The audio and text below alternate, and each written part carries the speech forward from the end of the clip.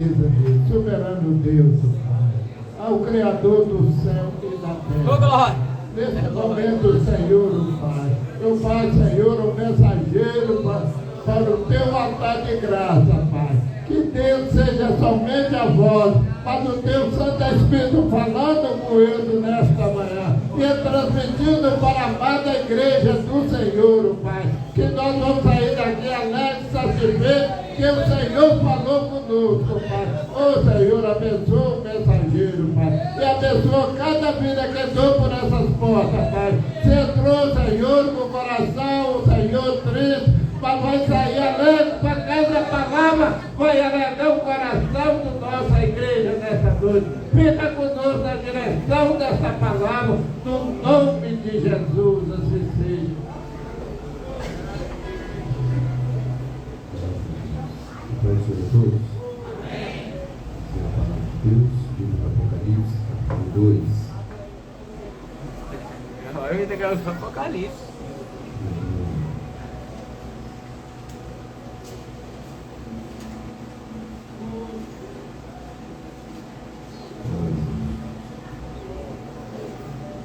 Apocalipse, capítulo 2. Vamos ler os versículos 4 e 5.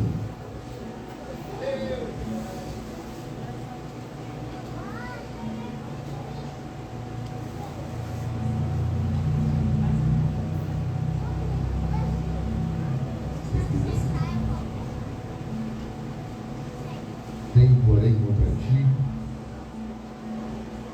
que deixaste o teu primeiro amor.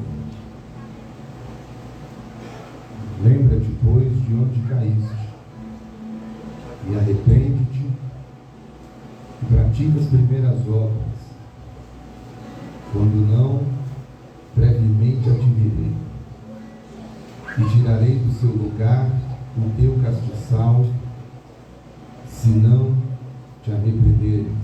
Amém? Os irmãos podem sentar. Eita glória, aleluia, Jesus é lindo, maravilhoso é o Senhor, glória, vem que essa tarde, glória. Sabemos que o texto que nós lemos é um trecho da carta do Cristo ressurreto à igreja em Éfeso. Éfeso é a maior cidade da região da Ásia Menor. Em Éfeso está a maior igreja local. E a igreja local em Éfeso é a igreja mais mencionada do Novo Testamento. A história dessa igreja começa na terceira viagem missionária do apóstolo Paulo. O ministério do apóstolo Paulo é um ministério dinâmico. Paulo não fica na cidade por muito tempo. Paulo não se estabelece no mesmo lugar de forma duradoura, de forma alongada. Paulo vai a um lugar, prega o evangelho, implanta uma igreja, e muda de cidade, e implanta uma igreja, e assim por diante. Mas em Éfeso, Paulo fica por 3 anos, e é a cidade em que Paulo por mais tempo esteve. Aos Coríntios ele disse que em Éfeso enfrentou feras. A história começa em Atos 18. Diz a Bíblia que Paulo está pregando numa sinagoga. E todos os judeus estão surpresos, estão admirados com a palavra que Paulo prega. De forma que insistem que Paulo fique. De forma que insistem que Paulo ali permaneça. Demonstrando um enorme interesse pela mensagem pregada pelo apóstolo. Não podendo ficar, Paulo se muda e promete voltar à cidade. Quando volta, diz a Bíblia em Atos 19 que ele se encontra com alguns discípulos, que ele se encontra com alguns seguidores de Jesus e pergunta para aqueles homens: vocês receberam o Espírito Santo quando creste? Eles responderam a Paulo que esperava uma resposta de sim ou não, que esperava uma resposta definitiva e objetiva. Eles dizem para Paulo: Paulo, nós nem ainda ouvimos falar que haja Espírito. Paulo insiste e pergunta: no que então sois batizados? No que então vocês foram emergidos?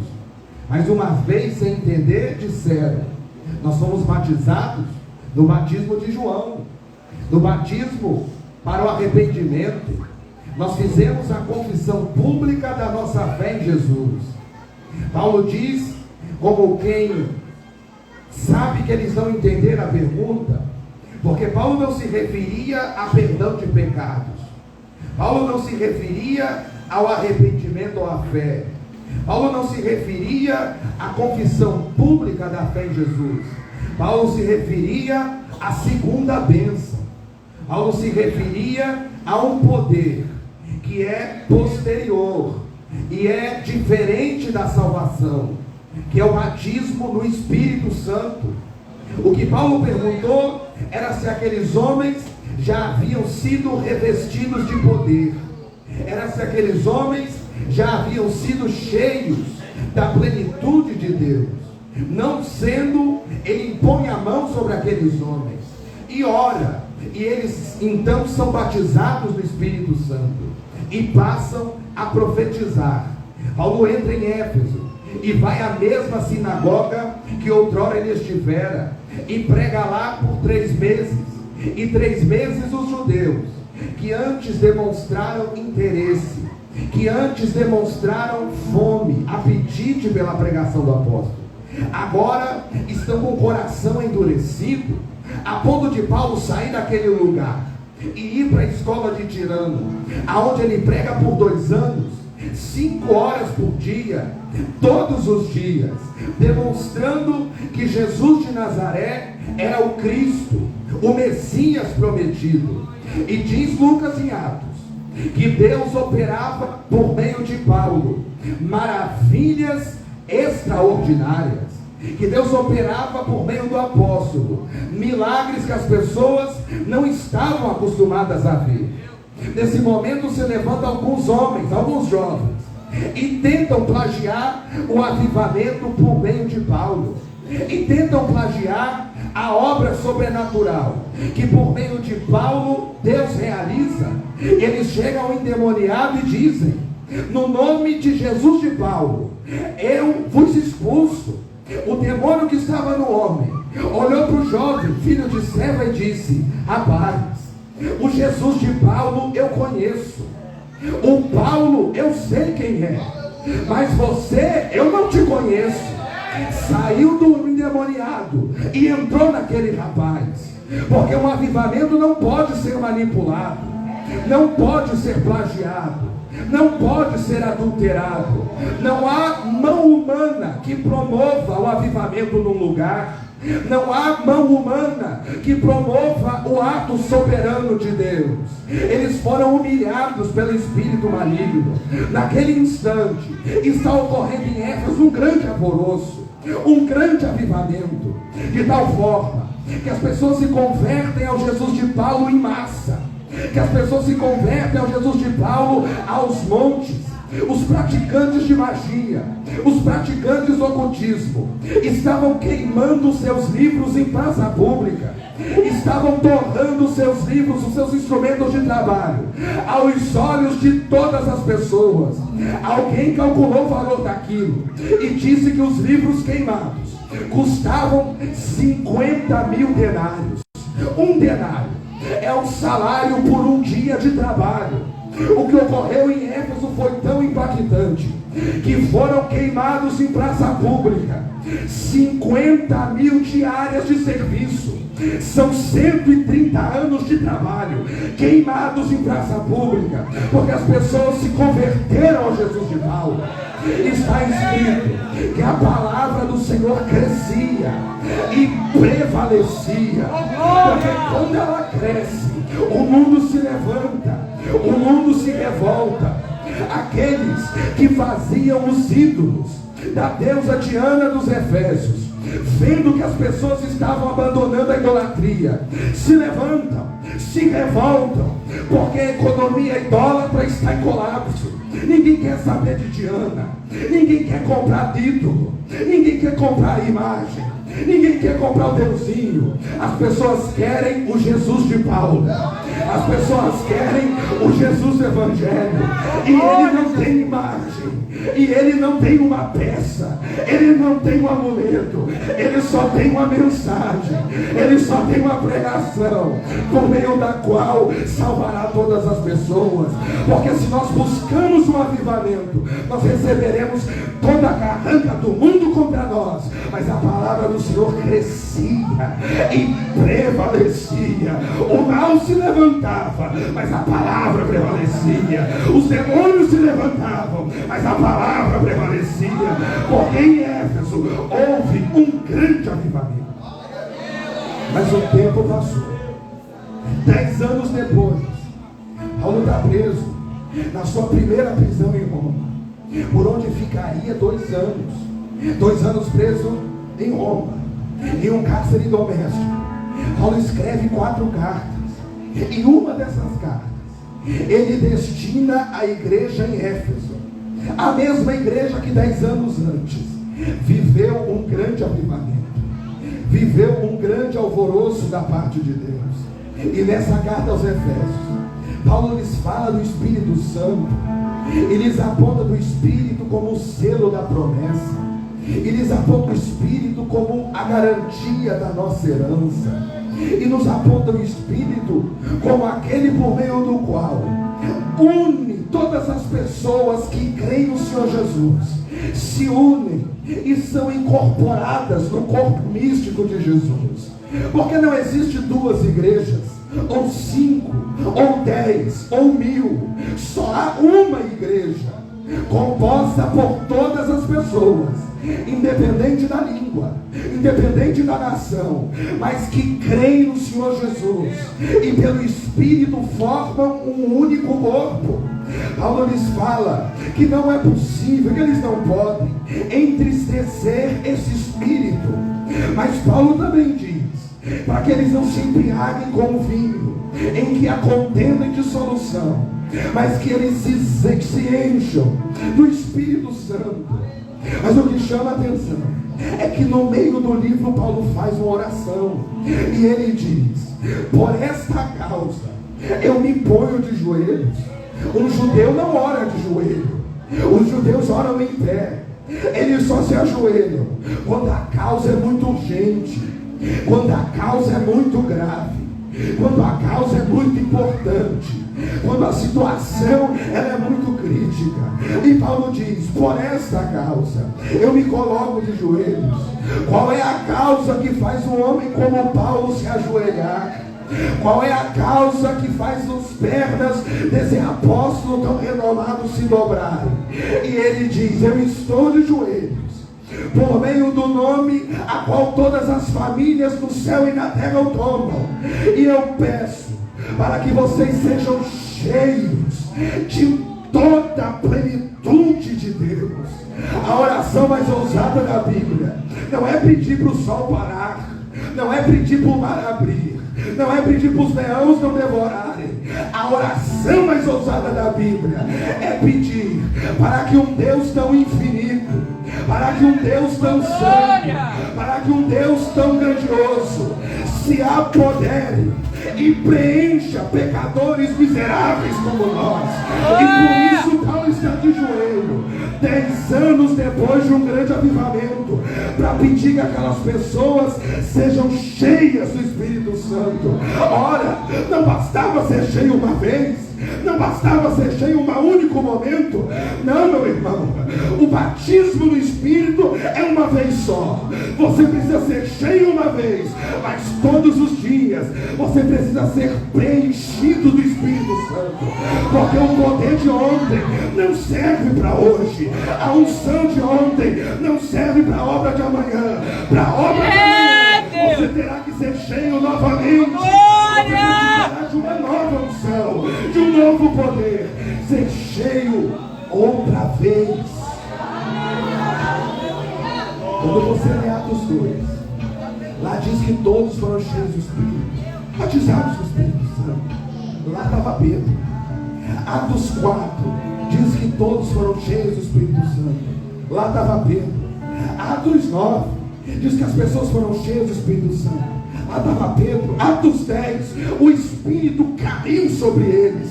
Lá estava Pedro. Ora, será que Pedro foi batizado tantas vezes? Não. Pedro foi batizado em Atos 2, mas em Atos 4 ele precisou ser preenchido. Atos 5 precisou ser preenchido. Atos 10 precisou ser preenchido. Porque esse poder precisa ser renovado. Porque essa unção precisa ser renovada. E por isso Paulo está de joelho, dizendo: Senhor, encha outra vez. Senhor, unja outra vez. Senhor, se apodere outra vez. Mas o tempo passou. 30 anos depois, todos os apóstolos já estão mortos. Paulo morreu há muito tempo. Só há um restante dos 12, João. E agora, na tentativa de encerrar o movimento de Jesus, o imperador Domiciano encerra João na ilha de Patmos. E quando, na tentativa de acabar com a obra de Deus, de acabar com a igreja de Deus, João está naquela ilha. E diz que num dia de domingo, ele ouviu uma voz que falava por detrás dele, lhe ordenando remeter algumas cartas a algumas igrejas específicas, algumas cartas a algumas igrejas da Ásia Menor. E ele diz que quando ele se voltou para ver quem é que falava com ele, ele viu Cristo ressurreto, ele viu Cristo glorificado. E diz Apocalipse 1:13 que ele estava no meio das igrejas, porque o lugar do Cristo ressuscitado é no meio do seu povo. Não é à direita, não é à esquerda, não é no escanteio, não é na porta. O lugar do Cristo ressuscitado é no meio das igrejas. Não é cristianismo à toa, é cristianismo porque se trata de seguir a Cristo, servir a Cristo, adorar a Cristo, obedecer a Cristo, glorificar a Cristo. O nome dele está estampado e esse é o lugar dele. Mas João também diz que ele tinha as igrejas na sua destra, como 7 estrelas, porque a igreja está no centro da palma da mão do Senhor Jesus.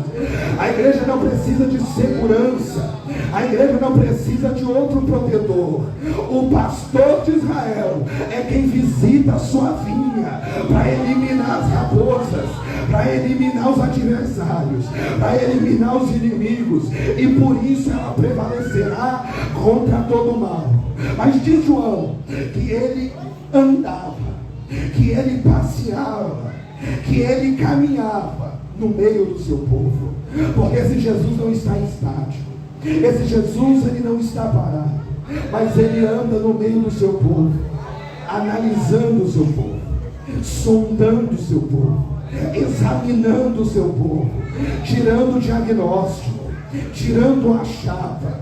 Jesus não tem uma opinião para dar, Jesus não tem um parecer para dar, ele tem o conhecimento, ele tem o fato, ele tem a convicção. Quem dá a opinião é o homem, quem dá a opinião é o dirigente, é o líder, é quem está na frente. Jesus não, ele olha, sonda, conhece e tira o raio-x, e tira o diagnóstico e mostra como está. Os olhos dos homens se enganam pela aparência, pela boa reputação, pelo bom nome, pelo talento, pela dotação, pela opinião, pela indicação, pelo QI. Jesus não importa qual é o cargo, o talento, a dotação, a reputação. É no meio do seu povo, e os seus olhos, como chama de fogo, não se apaga e não se ilude pela roupa que você veste, pelo tom da sua voz, pela forma como você se porta. Ele tira a chapa de como você está, ele tira o raio-x de quem você é, e ele tem o conhecimento pleno de como está a sua alma. E a pergunta é: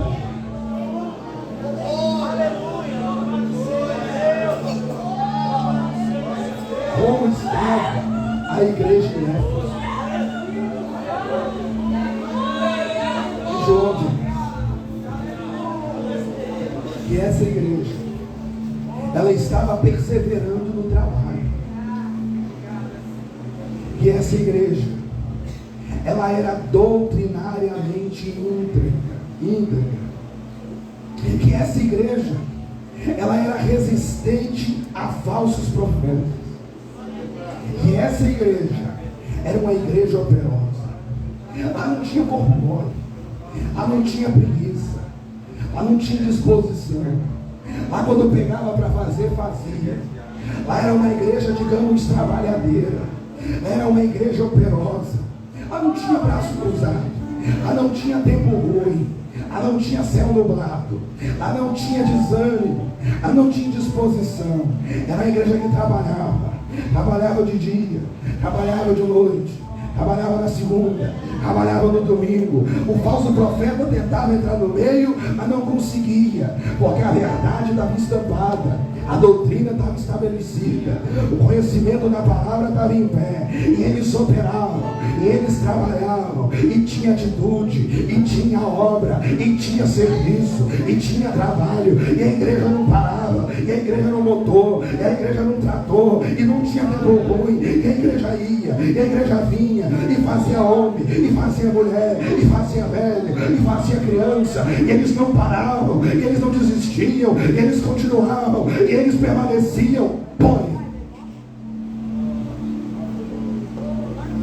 Porém é a virada da chave, porque Jesus não é como os homens, que passa a mão nos defeitos por causa das qualidades, que em detrimento dos seus talentos se omite perante as suas maldades, que em detrimento dos seus dons ignoram os seus defeitos.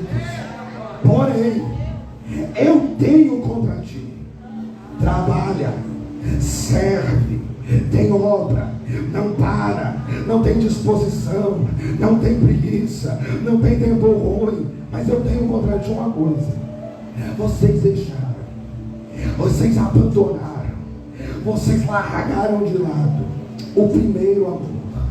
A expressão primeiro amor se remete ao amor do casamento. Paulo escreveu aos Coríntios na sua segunda carta e disse que uma igreja, e lá se referindo à igreja local, é uma igreja casada com o Senhor. E esse casamento, ele começou tem 40 anos. A igreja em Éfeso está casada há 40 anos. Faz 40 anos que o grande avivamento por meio de Paulo aconteceu. Meu irmão, talvez aqui há poucas pessoas casadas há tanto tempo. Em 40 anos de casamento muita coisa acontece. 40 anos de convivência, 40 anos de juntos, 40 anos unidos, 40 anos debaixo do mesmo telhado. O que aconteceu? Essa igreja está casada com Jesus há tanto tempo. E porque há tanto tempo, e porque tem tantos anos, dezenas de anos casadas, ela perdeu o entusiasmo, ela perdeu o fervor, ela perdeu a paixão, ela perdeu o brilho nos olhos. O coração dela não queima mais pelo Senhor, o coração dela não arde mais por Jesus, ela não olha mais para Jesus da mesma forma, ela não ouve mais a sua voz da mesma forma, o seu nome não mais lhe toca, a sua mensagem não mais lhe toca, a sua pessoa não mais lhe toca, a sua imagem se tornou como a imagem do sofá, como a imagem do púlpito, como a imagem da parede. 40 anos desde a sua fundação,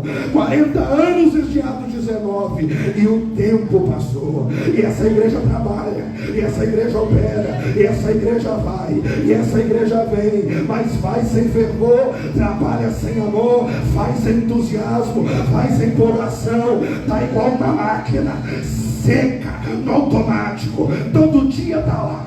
Prega, ensina, canta, faz, ora, levanta, toma ceia, abre culto, fecha culto, dá bênção apostólica, faz culto de primícia, faz culto de missão, faz culto de irmã, faz culto de jovem, faz culto em casa, faz culto no templo, faz culto na praça, faz congresso daqui, faz congresso de lá, ensina, embaixo, bota roupa, tira roupa, faz uniforme, acaba o uniforme, pega tema, escreve tema, faz cartaz, desmancha cartaz, o muda tempo, pinta a parede, bota telhado, tira telhado, coloca Meu Deus, ô glória! pastor pra cá, não ir pra cima, não ir pra baixo, mas a coração acabou. O fervor acabou, o brilho no olho acabou, o regulamento está lá, a doutrina está lá, o ARI está lá, a Constituição está lá. Meu Deus, ô glória! Mas acabou o ódio, mas acabou o fervor. Eita, meu Deus! Uma vacando ébria, 40 anos de Ai, meu Deus, glória!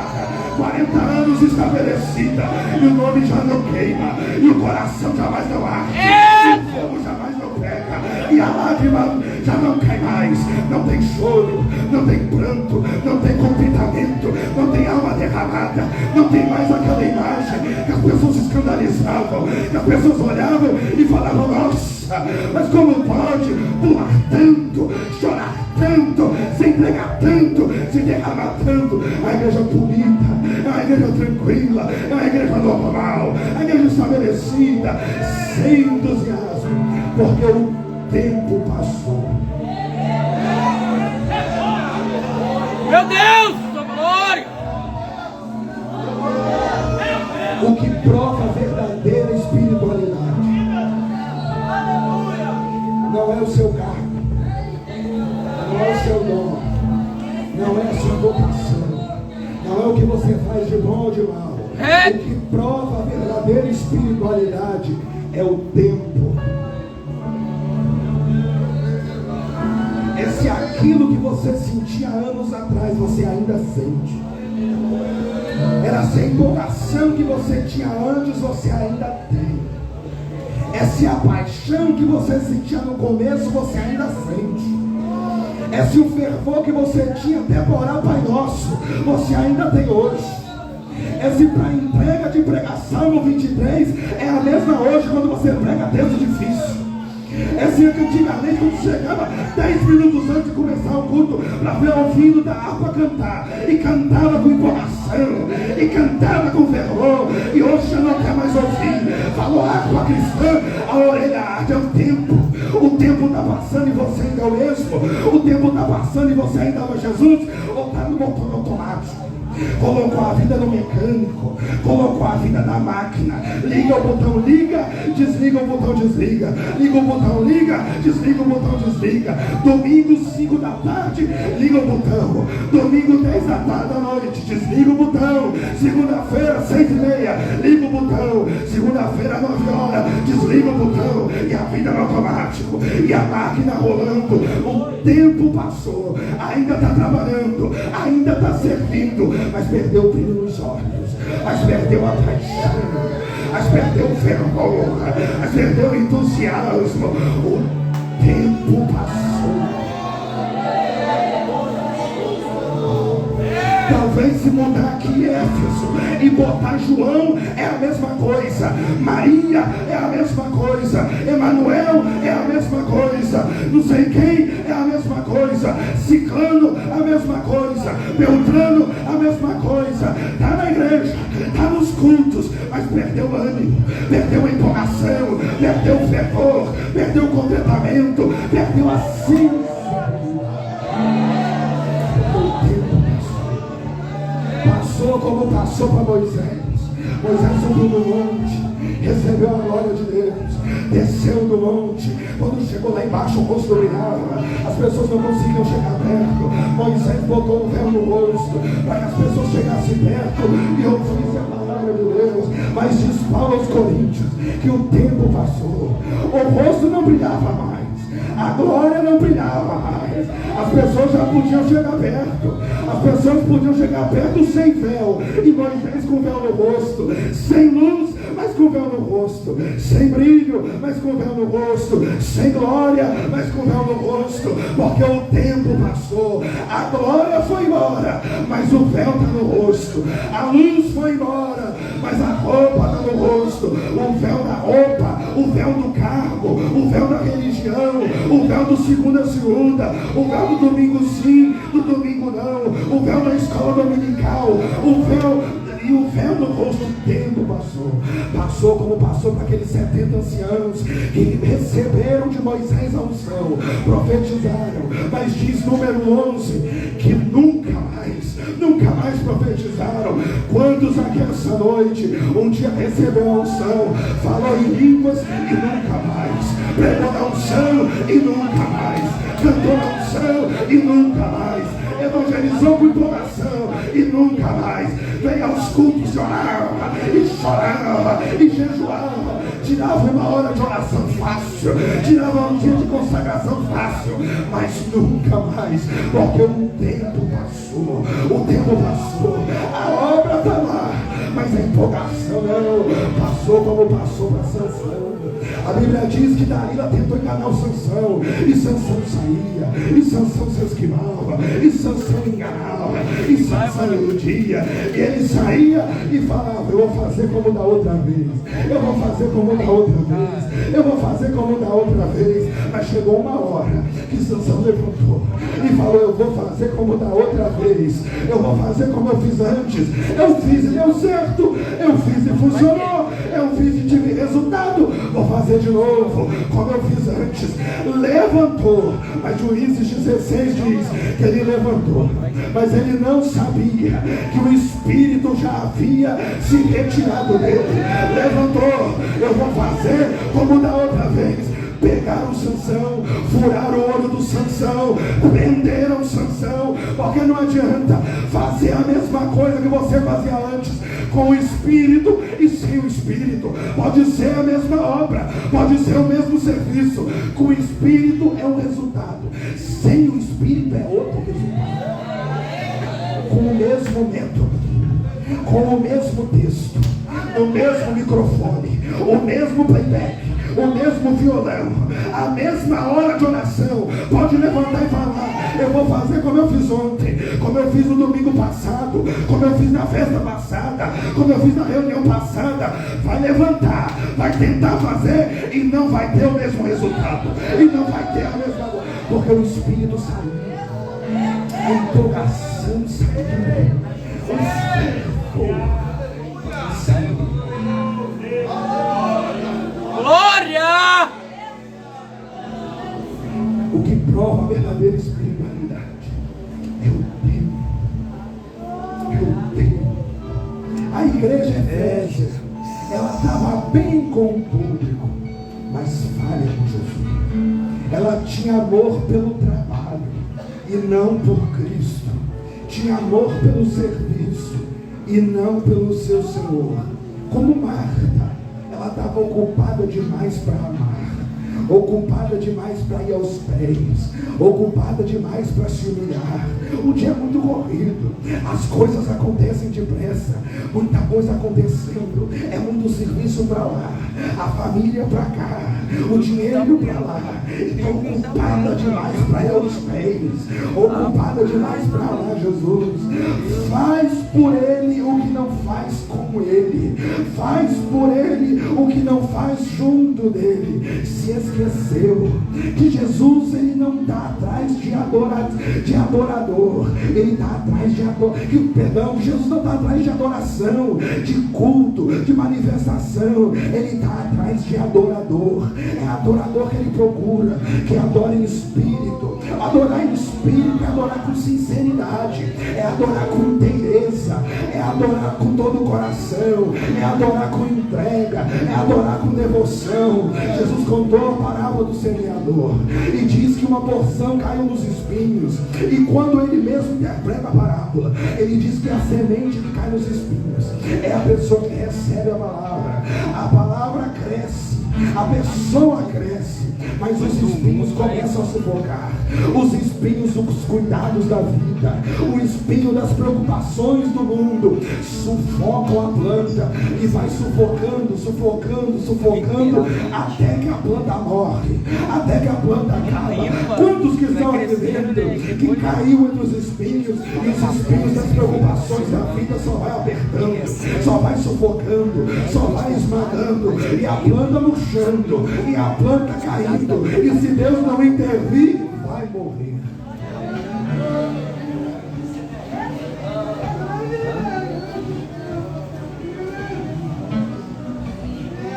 Você se identifica com isso?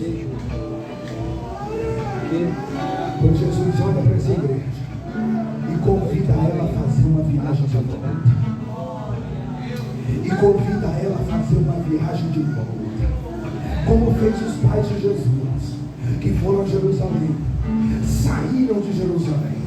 Diz Lucas 2,44 que eles pensavam que Jesus estava com eles, andou caminho de um dia pensando que Jesus estava com eles. Quantos que estão aqui essa noite que estão caminhando e pensando que Jesus está com eles, achando que Jesus está com eles, e Jesus está lá atrás, e Jesus ficou no passado, e Jesus não está com você, e você caminhando um dia, caminhando 2, caminhando 3, caminhando anos, caminhando décadas, e Jesus lá atrás, mas a mente está com você. Até que eles olharam e viram, ele não está comigo, e precisaram fazer uma viagem de volta. Caminharam um dia para perceber que estavam sem Jesus, demoraram 3 dias para achá-lo, porque tiveram que fazer uma viagem de volta. E para ocorrer nessa viagem de volta, em primeiro lugar, Jesus diz: lembra-te de onde caíste. Lembra de onde você caiu. O primeiro passo dessa viagem de volta é você se lembrar de onde você estava. A palavra cair é sair de alto e vir abaixo. A palavra cair é sair de em pé para prostrado. O que Jesus está dizendo para essa igreja é o seguinte: olha a igreja em Éfeso, olha anjo da igreja em Éfeso, você precisa se lembrar de quando você estava em cima, se lembrar de quando vocês estavam em pé, se lembrar da era de ouro, se lembrar dos tempos de abundância, se lembrar das épocas de avivamento, se lembrar quando a igreja estava no auge. Você precisa se lembrar que antes não era como está hoje, que antes não era esse morno, que antes não era esse estado raquítico, esse estado parado, essa igreja estacionada, não. Antes era uma igreja avivada, antes era uma igreja cheia, antes era uma igreja que diz Atos 19, que havia conversão em massa, que havia o recuo da idolatria, que a economia de Satanás entrava em colapso. Precisa se lembrar dessa época, quando você tirava horas de oração com prazer, quando orava a Deus com prazer, quando buscava o Senhor com prazer, e havia salvação, e havia batismo no Espírito Santo. Precisa se lembrar como se lembrou o filho pródigo, o caminho de volta do filho pródigo. Diz Lucas 15:17, foi quando ele caiu em si e se lembrou: na casa do meu pai até funcionário come pão, e eu estou aqui como filho comendo bolota, e eu estou aqui como filho comendo o que ninguém quer comer, comendo o que até bicho come, comendo alimento de porco. Eu não deixei de ser filho, mas eu estou aqui vivendo em miséria. Eu não deixei de ser filho, mas eu estou comendo comida de animal. Eu não deixei de ser filho, mas eu não estou comendo o pão do pai. Eu não deixei de ser filho, mas eu não estou festejando como se festeja na casa do pai. Caiu em si. Se lembrou. Talvez seja na hora de você cair em si, pregador, que você não está mais pregando como você pregava. Talvez está na hora de você cair em si, cantor, que você já não canta como você cantava. Está na hora de cair em si, pastor, que você não lidera como já liderou um dia. Está na hora de cair em si com de oração, que você não ora mais como você orava. Está na hora de cair em si, irmão e irmã, que você não tem mais essa disposição ao Senhor como tinha antes. Se lembrar das épocas e dos fortes raiva, em que havia entusiasmo do coração. Eu tenho bastante contato com muitas pessoas e tenho ouvido recentemente o mesmo discurso de que as pessoas estão vendo que as coisas mudaram, que as coisas não são mais como antes. Um amigo meu da minha ex-igreja disse para mim: Inácio, estou desanimado, nem as nossas festividades são como eram mais. Hoje a gente gasta mais tempo do que gastava antes, gasta mais dinheiro do que gastava antes, se prepara por mais tempo que se preparava antes, e não acontece o que acontecia antes, porque as pessoas perderam entusiasmo, perderam empolgação. Deus! Meu Senhor! Glória! Que entregava dinheiro, um pregador de R$2.000, era um irmãozinho da igreja mesmo, fazia com amor, com empolgação. Nem tinha todos esses uniformes caros, mas tinha empolgação, tinha fé. Deus! Glória! Tinha vontade de ver Deus se glorificar, vontade de ver as pessoas falando em língua. Se lembra dessa época, se lembra desses dias.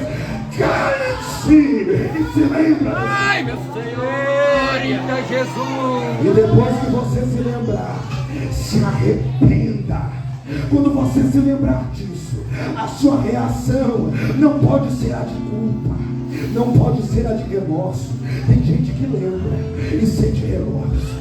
Tem gente que lembra e fica saudosista. Não vai mais acontecer. Aquele tempo não volta mais.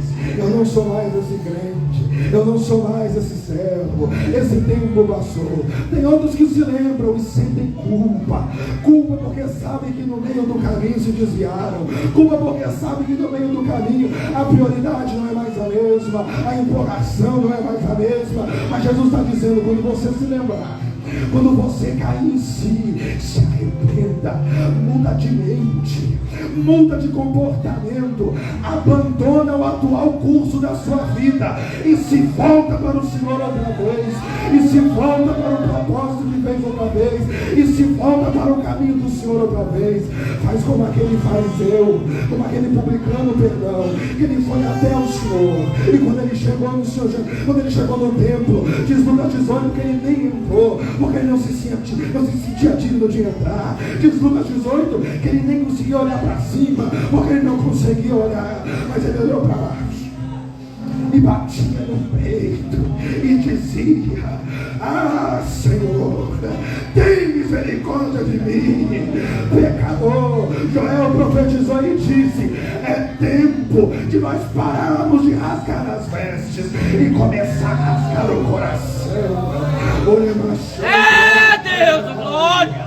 Está na hora de voltar o choro, está na hora de voltar a lágrima, está na hora de voltar a simplicidade, mas a simplicidade com fervor, o entusiasmo, o brilho nos olhos. Oh glória! Aqui na vigília, a nossa irmã Lenilza, ela disse algo extraordinário, uma unção que eu levei para mim. Ela disse que tem hora que a gente tem que chegar ao Senhor e dizer: Senhor, eu não mereço sua bênção, eu não mereço o seu cuidado, mas eu não tenho a quem recorrer.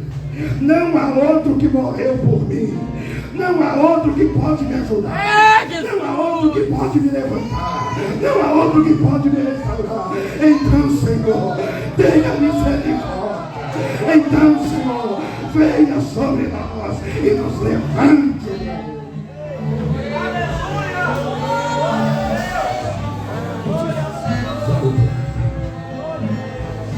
E pratica as primeiras obras.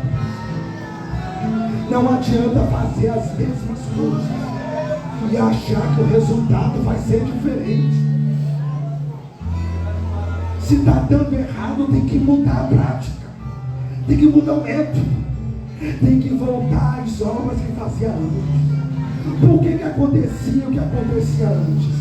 Porque fazia isso, isso e isso. Então volta a fazer isso, isso e isso. Volta a praticar as primeiras obras, os frutos de arrependimento, os frutos de uma mudança sincera, as obras do arrependimento genuíno, aquela oração simples, aquele jejum sincero, aquela adoração verdadeira, aquele louvor que os lábios chegavam a tremer de tanto quebrantamento, de tanto conflito, aquele desejo de vir na casa de Deus, que se dizia: ainda bem que hoje tem culto, ainda bem que hoje tem a casa de Deus. Hoje se diz o contrário: meu Deus, que pena que hoje tem culto, eu não queria fazer tanta coisa não. Alegrei-me quando me disseram. Aleluia! Pratica as primeiras obras.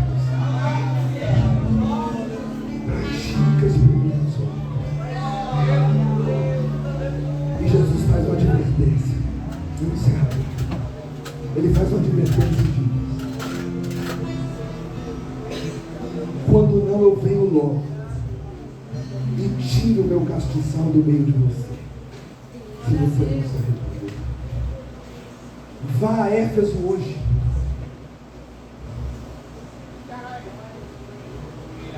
Éfeso é um museu. Éfeso é uma pilha de ruína. Éfeso é apenas uma aula de história.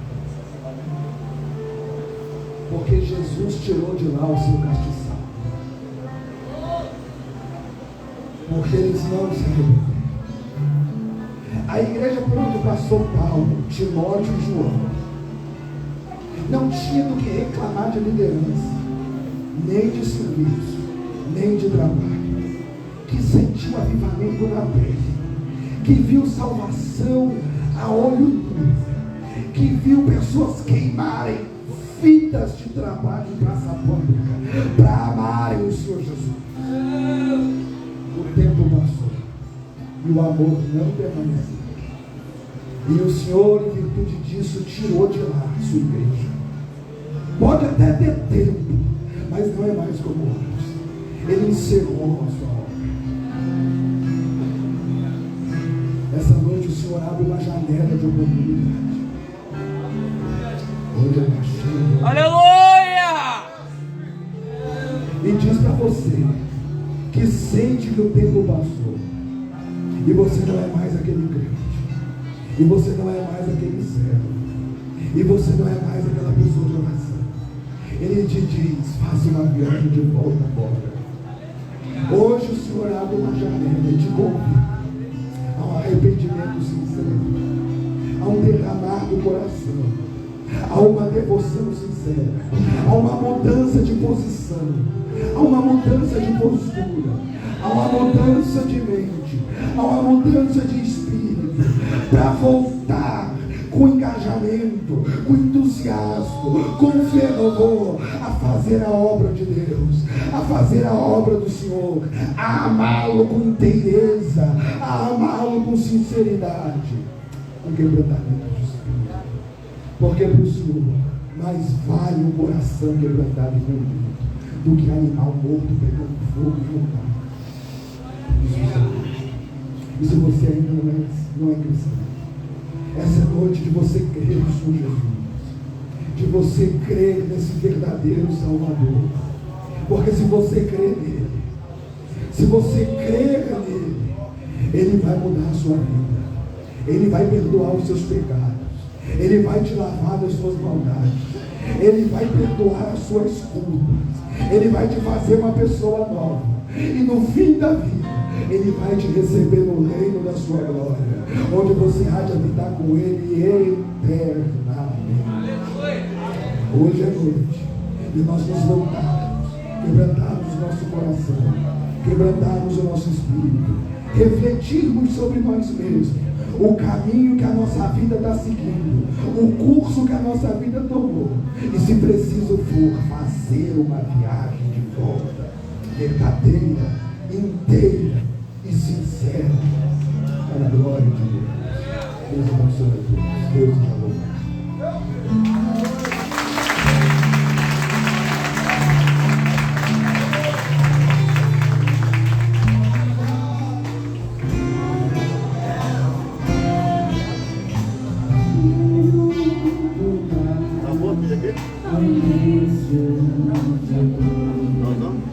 Não.